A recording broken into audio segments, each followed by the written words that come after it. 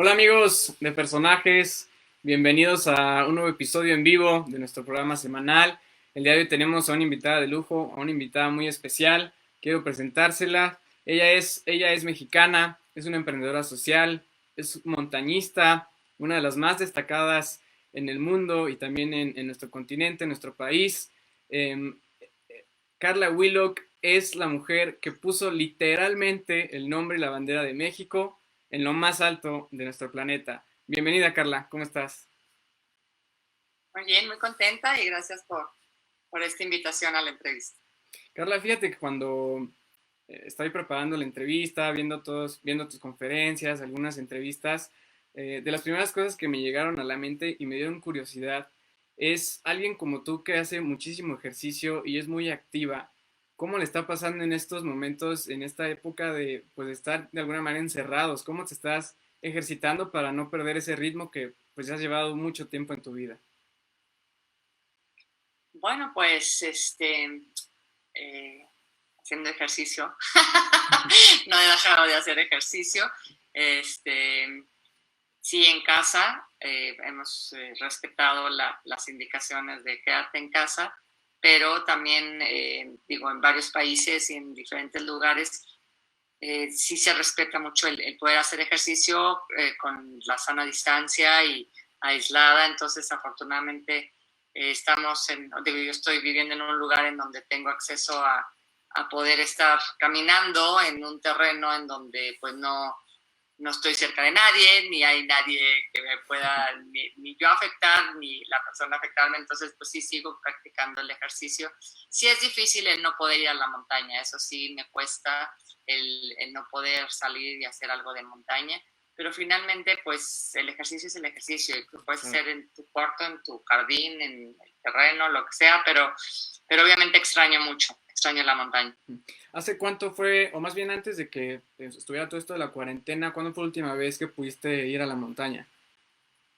Pues prácticamente 2 días antes de que ya dijeran que empezaba la cuarentena, porque me estaba entrenando para hacer una expedición. Yo me iba en mayo a Groenlandia a hacer unos ascensos y pues bueno, ya no.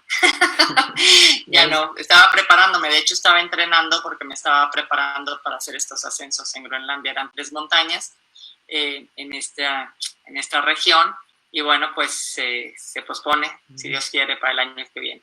¿Ibas a ir en esta escalada en un grupo o tú sola? No, obviamente iba con un grupo, con mis compañeros chilenos, con quienes hemos hecho varias expediciones, tanto a los Himalayas como a Antártica.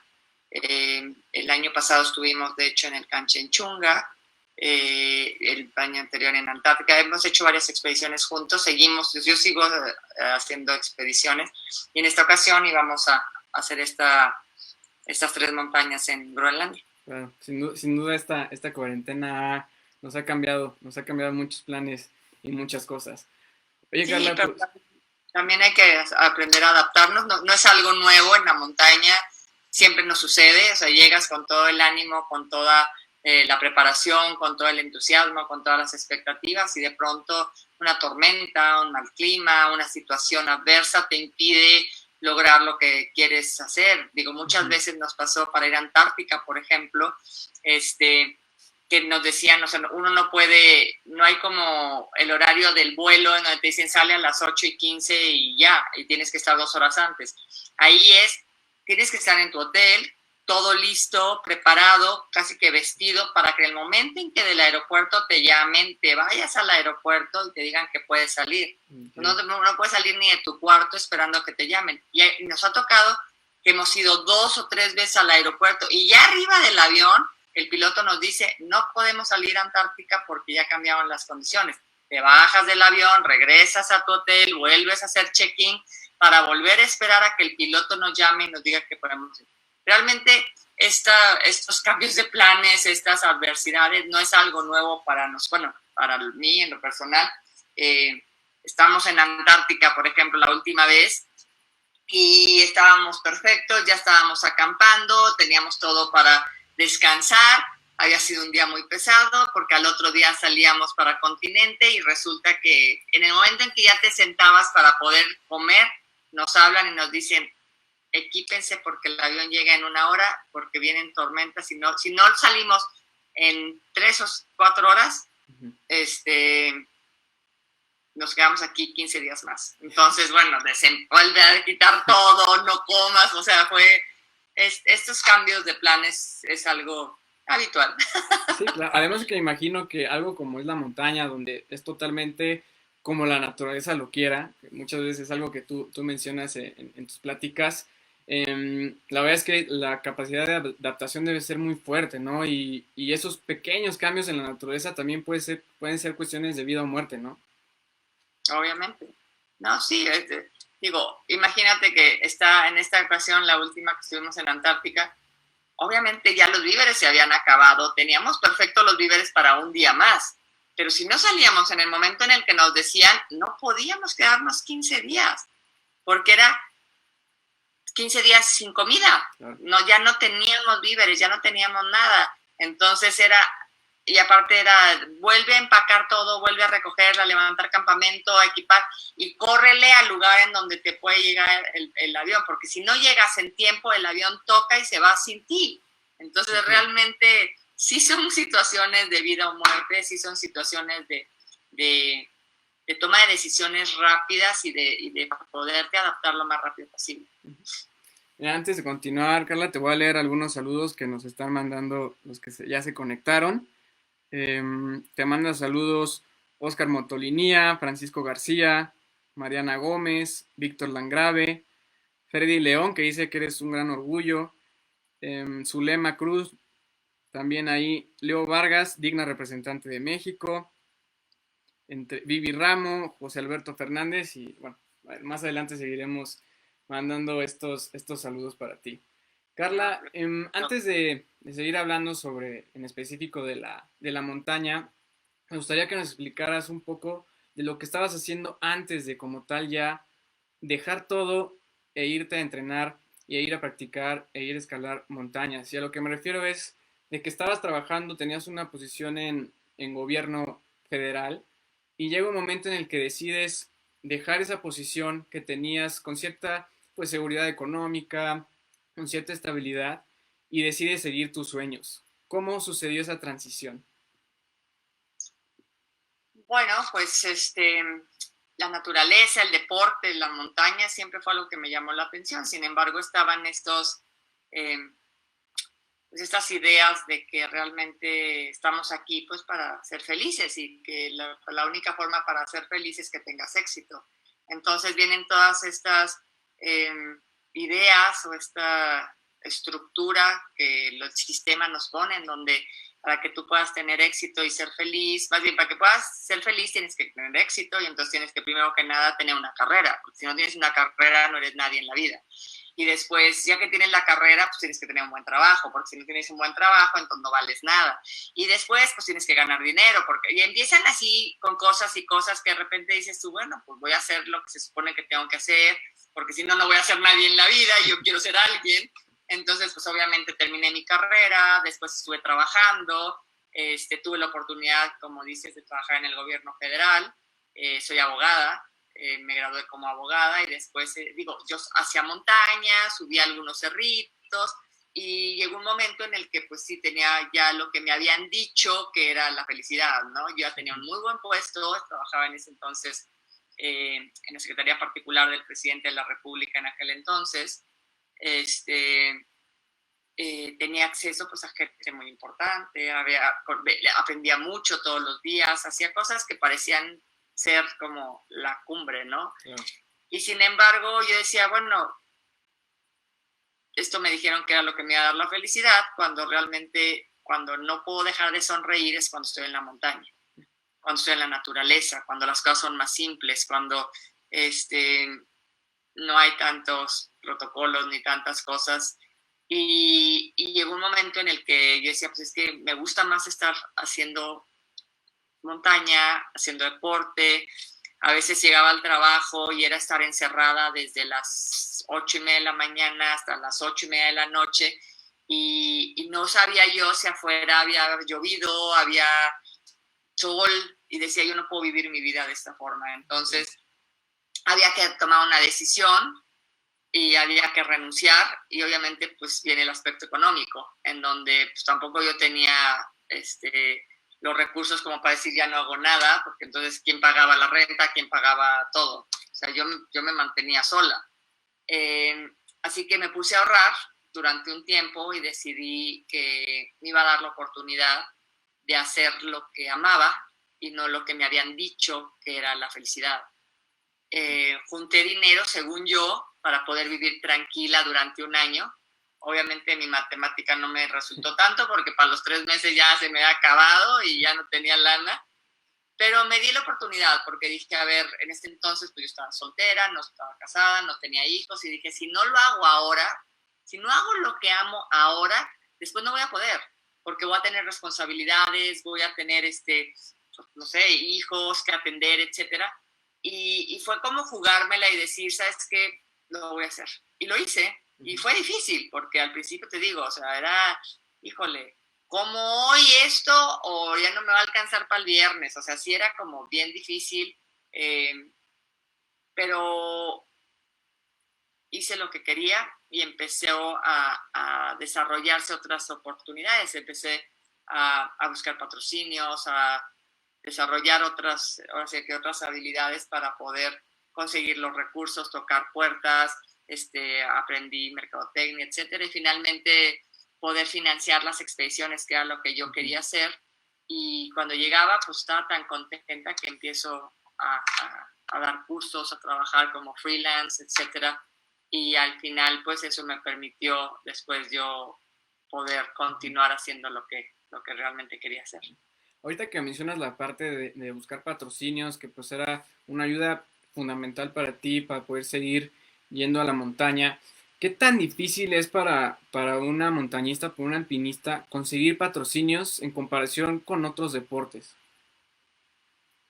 Obviamente el montañismo no es un deporte, digo, actualmente está mucho más difundido, pero en aquel entonces, te estoy hablando hace 30 años, la verdad es que no solamente no era ni considerado deporte, lo consideraban un hobby que hacían algunos locos y que no era una cultura de montaña que se llevaba a cabo en nuestro país, no se veía de manera seria. Ya había algunos mexicanos que habían logrado cosas, pero eran 2, 3 máximo. No había esa cultura tan arraigada para ir a los Himalayas, etcétera. Y realmente pues había otros deportes en donde pues todos los recursos se iban. Obviamente estoy hablando del fútbol, de los deportes olímpicos, de los deportes que tenían mucho más visibilidad y que podían retribuir mayor presencia a las marcas. Entonces, hablar de montañismo en donde pues nadie te veía los logotipos, en donde no salía en la tele, en donde no se hablaba de eso en los periódicos, era como de poco interés para las marcas. Sin embargo, pues empezamos a trabajar no solamente con las empresas, sino también con los medios, para poder desarrollar una marca que fuera importante y que la gente viera que existía otra disciplina en donde los mexicanos podían sobresalir, y que al final pues eso era un logro no solo del individuo, sino de los mexicanos. Entonces fue crear toda esta, ahora sí que... Como red. Pues sí, toda esta red, toda esta maquinaria para que pudiera funcionar, no solamente el que se apoyaran, el que las empresas creyeran en uno, porque pues muchas veces también los patrocinios vienen después de una medalla de oro o después de que o de varios goles o un mundial, ¿no? Claro. Y no antes, no cuando estás empezando. Entonces al principio fue muy difícil que siquiera nos abrieran las puertas. Afortunadamente, pues se logró. Claro. Y cuando empezaste a tener esas dificultades de conseguir patrocinios y como dices que el cálculo no salió muy bien, ¿en algún momento dijiste, me voy a regresar a donde estaba, o tú tenías muy fijo tu objetivo? Me di de chance un año. O sea, no fue un año sabático, pero me di de chance un año. Dije, a ver, voy a intentar hacer esto durante un año, y si no, afortunadamente, pues tengo estudios, tengo preparación y puedo regresar a trabajar. pero no me puedo rendir a la primera. Entonces realmente ese año no solamente era para estar viendo qué hacía. Yo ya tenía claro que quería ir a varias montañas, tenía varias expediciones en puerta, por eso pues no me duró el dinero, ¿verdad? Pero también eso me permitió empezar a hacer difusión, acercarme a más empresas, hablar, decirles lo que yo ya había hecho, cómo me estaba preparando, y eso, o sea, no, la verdad es que pues no me rendía, al contrario, yo estaba en ese proceso de convertirme en lo que yo quería convertirme, en una montañista más profesional, con más logros, con diferente experiencia en diferentes lugares, etc. Y bueno, ya para cerrar esta parte de donde estabas antes, de lo que hacías antes, ahí me dio curiosidad, pero ¿estabas ahí porque te gustaba la política, la grilla, o por qué te gustaba estar ahí? No, pues esa es otra historia. A ver, no me gusta la política, la verdad. Cuando estudié, me gustaba mucho la economía, me gusta mucho la economía, y en aquel entonces, estamos hablando de hace bastantes años, México estaba en una posición interesante porque se estaba negociando el Tratado de Libre Comercio, ¿no? El Telecán. Y como abogada, que me interesaba mucho el derecho internacional y todos los aspectos económicos, el participar para mí en ese momento en las negociaciones comerciales internacionales que tenían que ver con el cambio que iba a tener México, la verdad a mí me entusiasmaba mucho. Entonces yo entro a trabajar a la Secretaría de Comercio y estoy en negociaciones comerciales internacionales. Y después recibo una invitación para trabajar directamente en la oficina del presidente. La verdad es que a mí yo lo que quería era como ser parte de este cambio en el que México, de ser un país de tercer mundo, ya era, o sea, sí que ya estaba en las ligas mayores con países del primer mundo como Estados Unidos y Canadá, y eso me interesaba mucho. Y aunque estuvimos negociando, bueno, fui parte del equipo negociador de varios tratados de libre comercio con Centro y Sudamérica y también de Norteamérica. Cuando me invitan a participar en Los Pinos también se me hizo una super oportunidad. Entonces, pues ahora sí que aprovechar las oportunidades, pero a pesar de que, como te digo, mucha gente me decía, wow, qué éxito trabajar ahí o tal, cuando yo lo sopesé, preferí irme a la montaña. Tu pasión, ¿no? Eso era lo que yo amaba. Mira, Moni Frías nos dice, saludos la mamá de Evelyn Frías, último grupo que fue a la Antártica, Tech 79, dice sí. Claro que sí, por supuesto. Saludos, señora. Mira, dice Oscar Motolinía, Carla, ¿cuál es el valor que te ha llevado a ser exitosa en el montañismo y en la vida en general? Un valor. Uno solo, híjole, eso creo que son varios, pero perseverancia, yo creo que es la perseverancia, es no rendirte a tus sueños, seguir luchando, tener un para qué, hacer las cosas. Siempre va a haber obstáculos, siempre va a haber dificultades, pero realmente el que tú continúes, el que te levantes a pesar de las caídas, yo creo que eso es lo que a mí me ha ayudado. Me ayudaba para tocar puertas y pedir patrocinios una y otra vez, aunque me dijeran que no. Me ayudaba en la montaña cuando ya no podía caminar y tenía que dar otro paso más. Me ayudaba cuando las condiciones eran adversas y decía, bueno, voy a volverlo a intentar. Entonces, yo creo que la perseverancia, la tenacidad es un valor que si lo aplicamos correctamente y no como necedad, puede ser, pues ahora sí que muy enriquecedor y te puede llevar a alcanzar los objetivos que te planteas. Oye, Carla, pues, digo, ya regresando ahora sí al tema de la montaña, empiezas a subir, a escalar montañas y te quiero preguntar, ¿cuáles fueron de las primeras importantes que empezaste a escalar y en qué momento, que yo lo he visto, que ya seguramente gente lo sabe, pero un momento clave en el que decides que en algún momento vas a subir al Everest?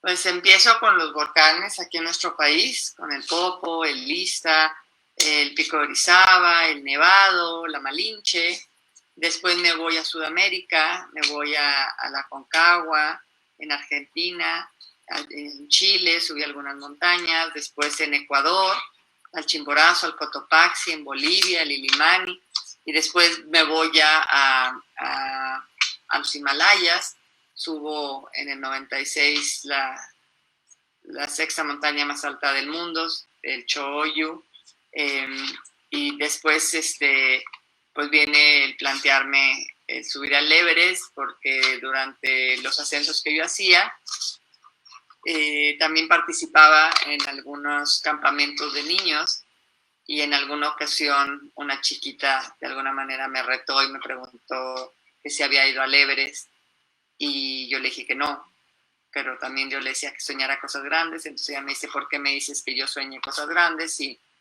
tú no has ido al Everest? Y ahí realmente es cuando me planteo de, pues, no, ¿por qué no? Vamos a empezar a planear el ir al Everest. Y bueno, eso sucede, se concreta después de mucha, así que tocar muchas puertas y preparación y muchas cosas. Me voy en el 98 al Everest, en un intento en el que no llego, y finalmente regreso en el 99, y es cuando ya logro la cumbre por la vertiente norte.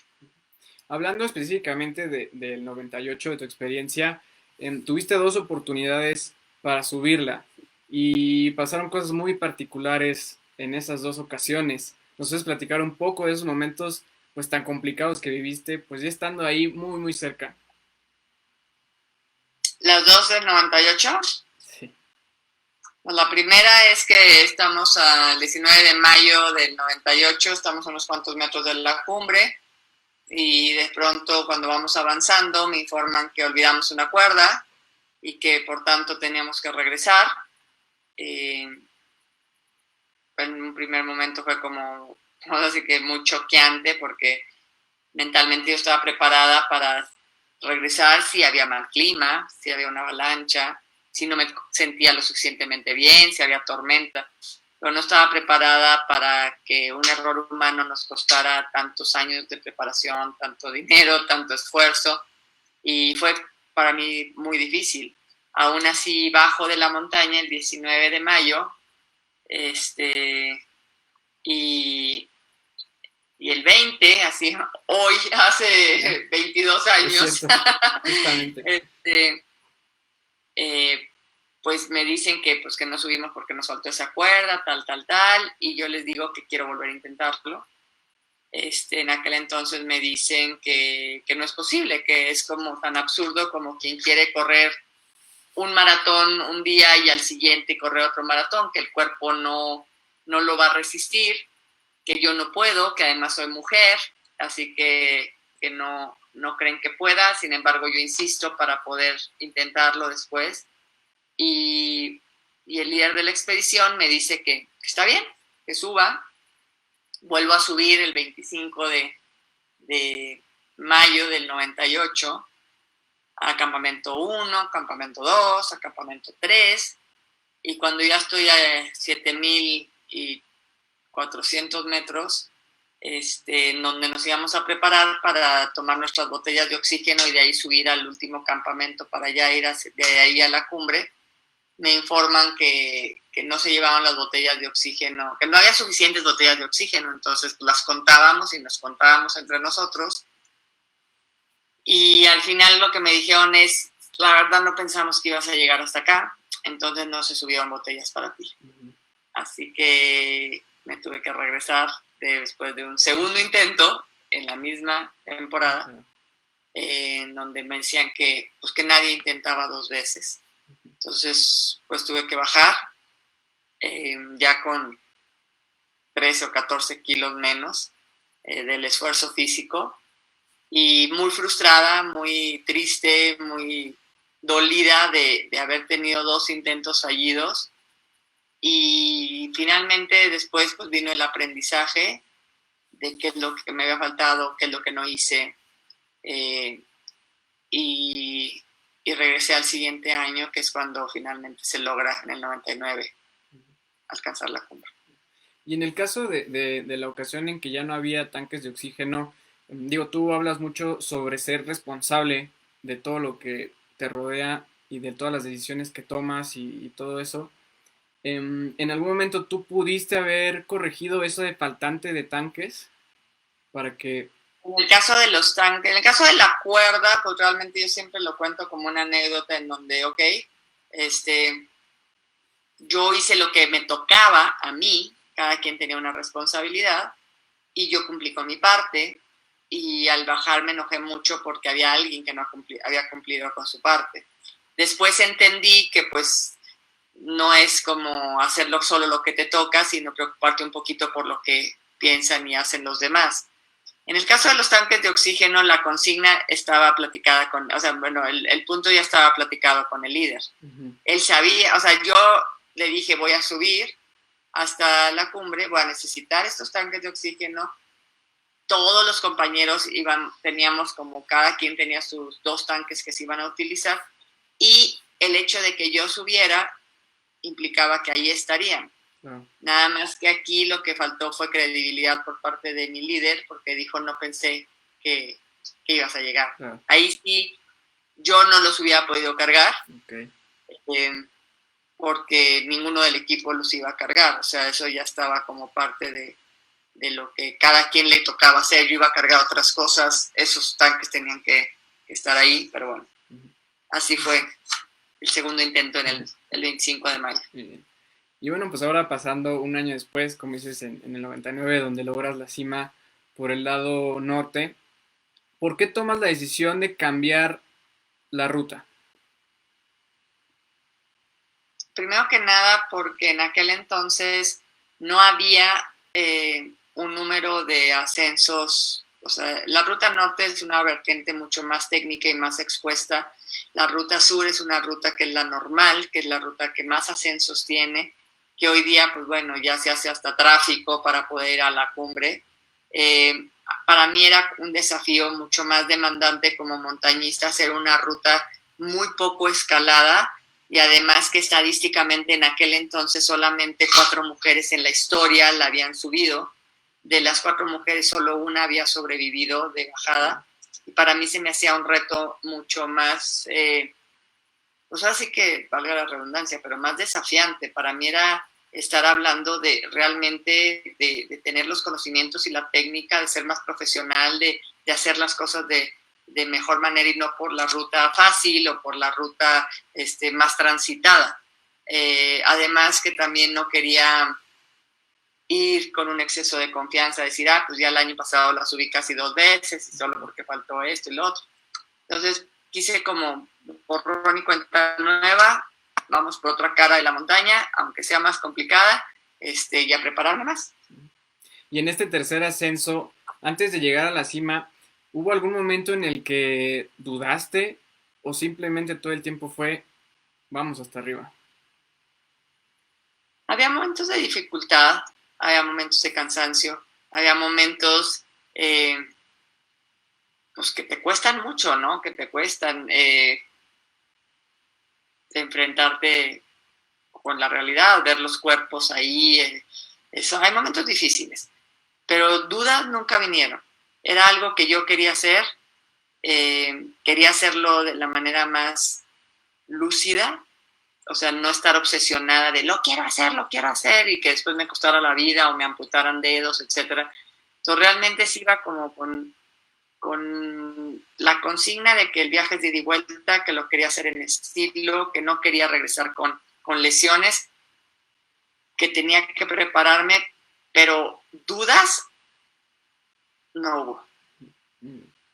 ¿Y qué sentiste? Porque digo, la verdad es que la gran mayoría de los que estamos escuchando ahorita, pues es complicado que vivamos algo así, pero ¿qué se siente estar en la cima del planeta? Pues en mi caso, la verdad es que sí fue un regalo, porque no solamente cuando llego yo, había un compañero mío argentino que me estaba esperando en la cumbre. Bueno, llego yo con mi Sherpa, con Dorje. Cuando llegamos nosotros, este amigo se levanta, nos recibe con un abrazo. Llegar a la cima del Everest y ser recibida con los brazos abiertos es algo bien simbólico. uno piensa que va a subir la montaña y siempre tenemos esa idea de como que está sola la cima, entonces tú llegas y como que la conquistas, ¿no? En cambio, en mi caso, la historia fue, yo llegué a la cima para compartir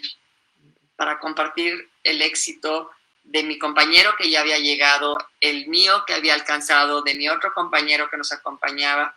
Entonces, para mí tomó un sentido bien distinto, por lo que estar en la cumbre fue simplemente agradecer, no solo estar ahí, agradecer el cómo fui recibida en la cumbre, agradecer toda la gente que estuvo apoyándome, creyendo en mí. Fue como de verdad una cumbre bien compartida, llena de gratitud y pues de mucha responsabilidad de hacer algo útil con ese momento, útil para que sirviera para alguien más. Claro. Y esto que dices que sirviera para alguien más, ¿qué es lo que, cómo es la forma en la que tú le retribuyes ese momento tan impresionante que viviste? Cuando bajé, eran tantas las gracias que quería dar en la cumbre que prometí volver 10 años después. Pensé que ni en 10 años terminaba de agradecer lo que había recibido, lo que estaba sintiendo en ese momento.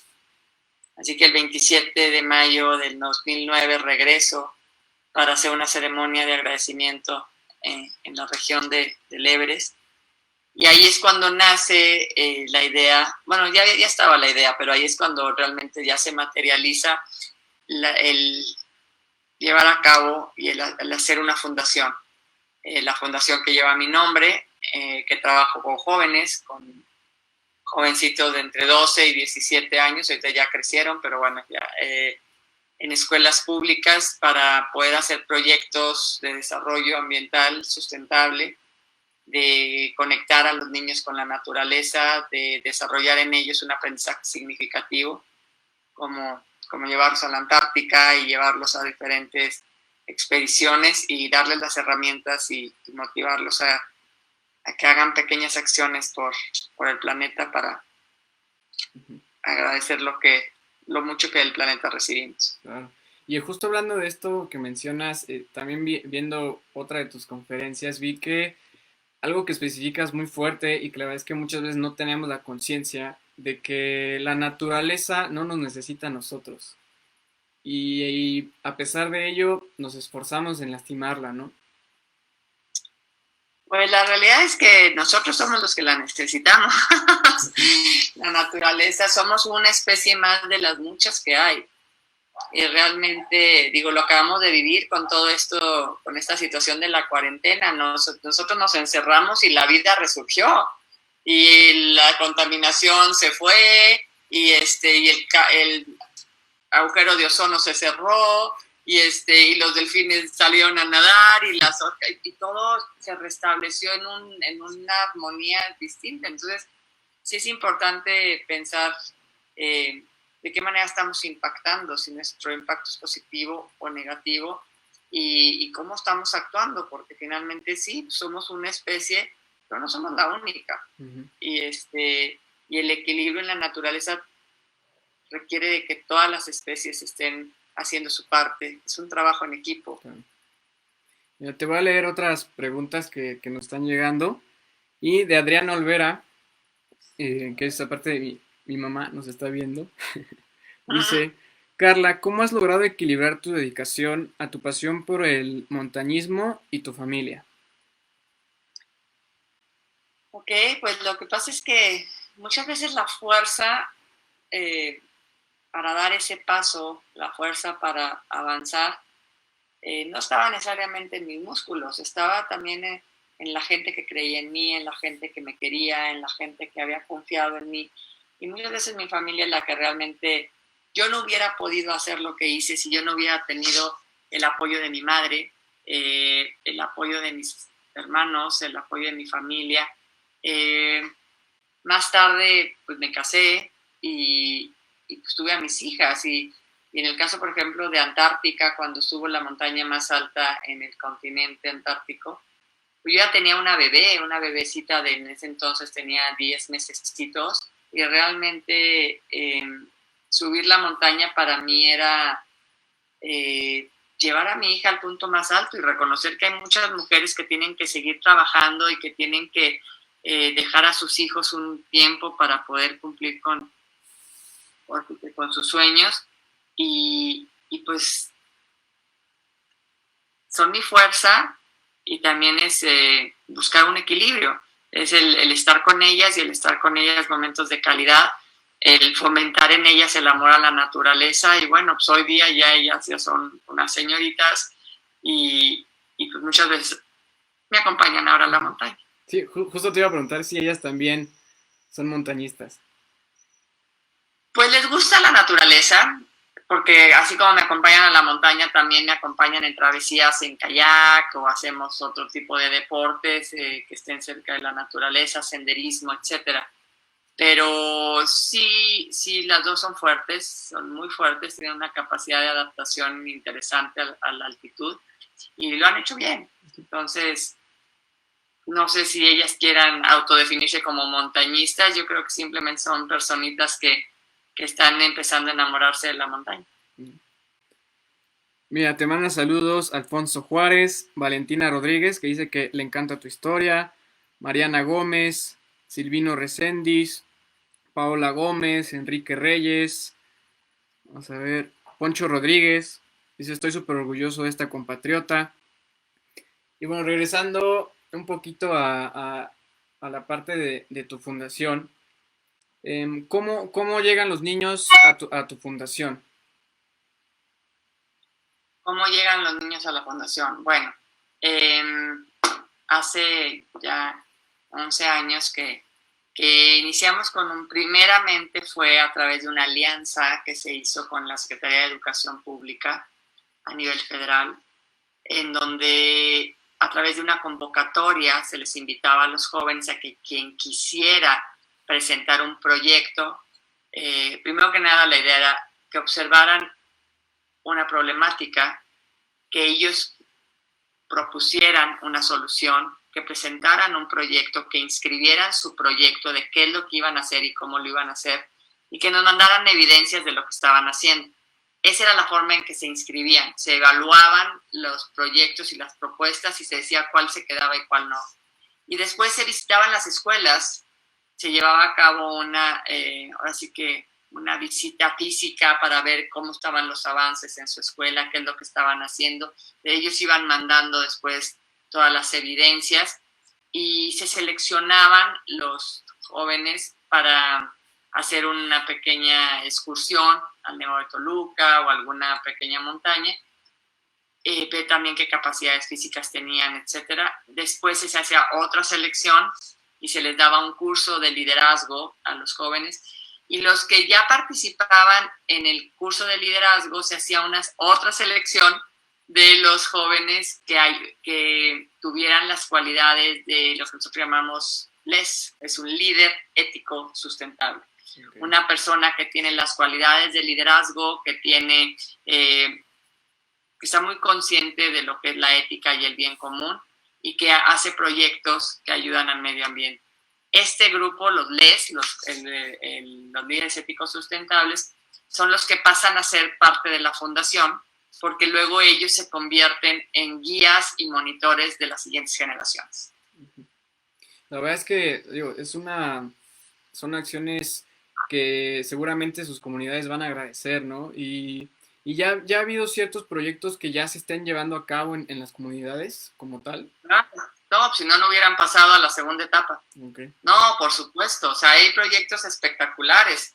El primer equipo que ganó implementó sistemas de captación de agua pluvial en más de 60 casas. Antes de irse, cuando ganó y se fueron conmigo a la Antártica, al siguiente año ganaron el primer lugar a nivel mundial, representando a América, y ganaron, no sé, $100,000 en Arabia Saudita y todo se invirtió en la escuela. O sea, espectacular lo que hicieron. Hubo otro grupo que rescató un terreno y lo convirtió en un parque y sembraron y limpiaron y lo hicieron espectacular. Otros niños que hicieron huertos escolares, otros más que hicieron un ahorro de energía impresionante, ¿no? Claro, son proyectos que no eran ideas, eran proyectos reales que se implementaban por jovencitos de 13, 14 años, dando soluciones. Hubo quienes hicieron un manejo de residuos impactante y toneladas de residuos que estuvieron perfectamente bien canalizados. El PET se fue a reciclaje, hicieron, no, de verdad, proyectos que muchas empresas no hacen, lo hacían jovencitos de secundaria. Ya, Carla, pues aquí ya para ir cerrando la entrevista te voy a hacer una serie de preguntas. Bueno, antes de esta serie de preguntas, me gustaría preguntarte, más bien, que nos cuentes lo que te sucedió en Alaska en el año 2000, que estuviste en un riesgo muy fuerte de perder la vida. Pues, no, donde casi me mato es en el Manaslu, en el Himalaya. Sí, pero sí. No, bueno, en Alaska solo me caí. Okay. Sí, pues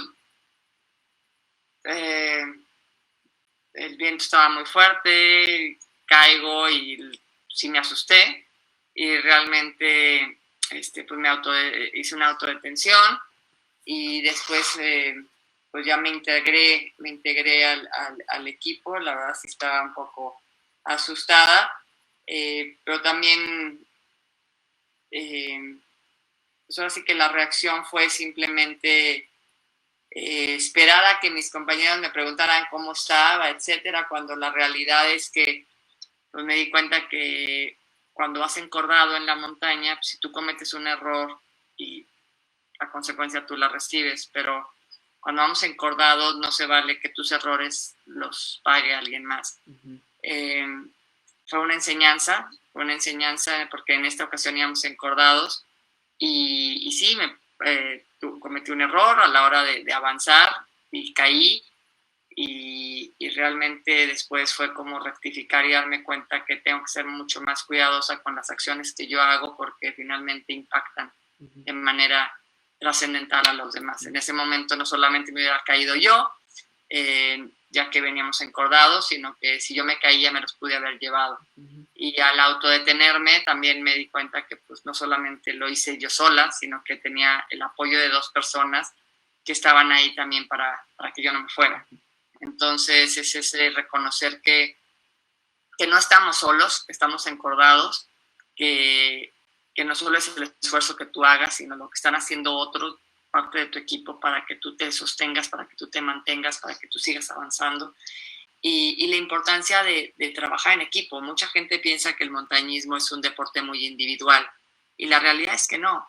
Es un deporte en el que a lo mejor no todo el mundo sale en la foto, pero sí para poder lograr una foto de cumbre se requirió de la colaboración de varias personas.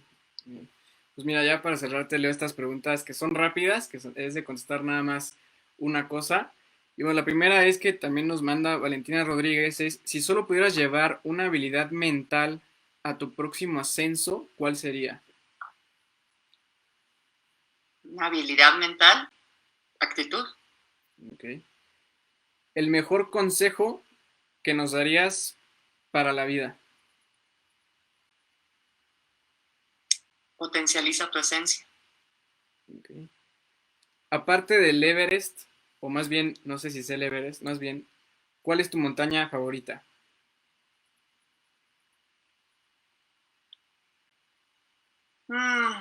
El Manaslu, me gustó mucho. Okay. Si pudieras saber la verdad absoluta de algo, ¿de qué sería?